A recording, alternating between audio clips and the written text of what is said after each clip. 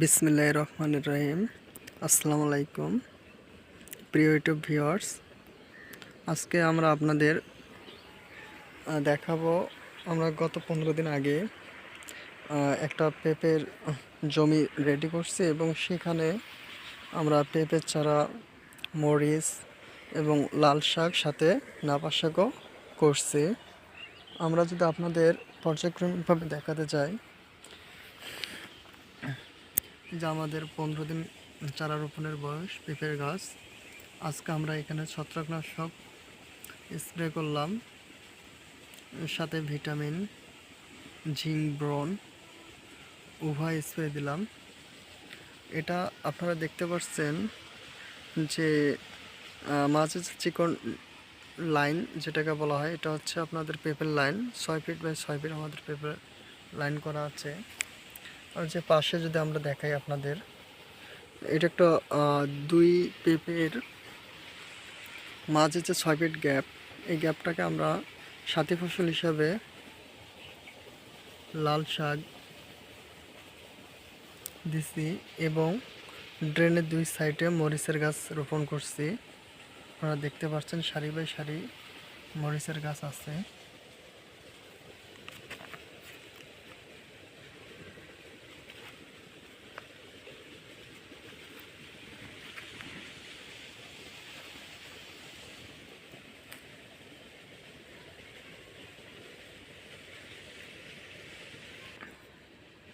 আমরা প্রথমে পেঁপের গাছ নিয়ে আলোচনা করে এখানে আমরা গ্রিন লেডি এবং থাইওয়ান জাতের পেঁপে রোপণ করছি গত 15 দিন আগে। আজকে আমরা একটা পেঁপের জমি রেডি করলাম এবং সেখানে পেঁপের চারা রোপণ করতেছি।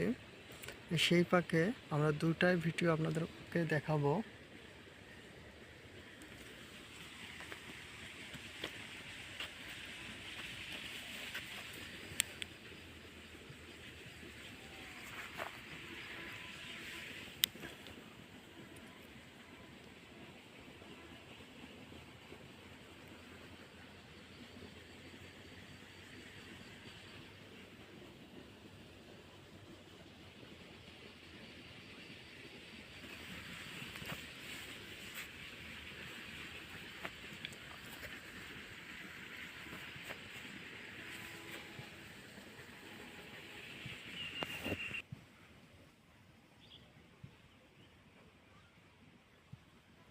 এগুলো হচ্ছে হাপা শাক, মানে শীতের শেষের দিকে এগুলো আমরা বিক্রির উপযোগী করে তুলতে পারবো। আমরা এগুলো যে মরিচ লাগিয়েছি এটা হচ্ছে দেশি জাতের মরিচ।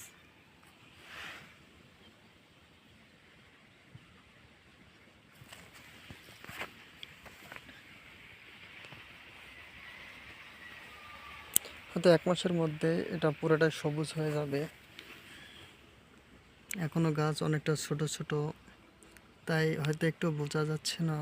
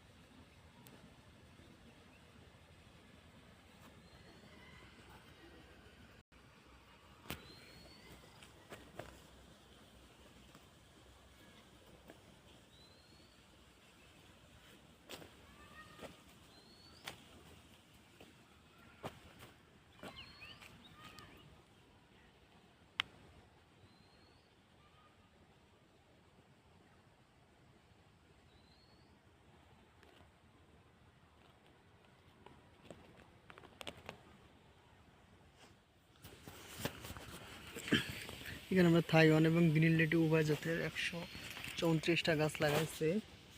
আজকে আমরা 177টা গাছ লাগাবো।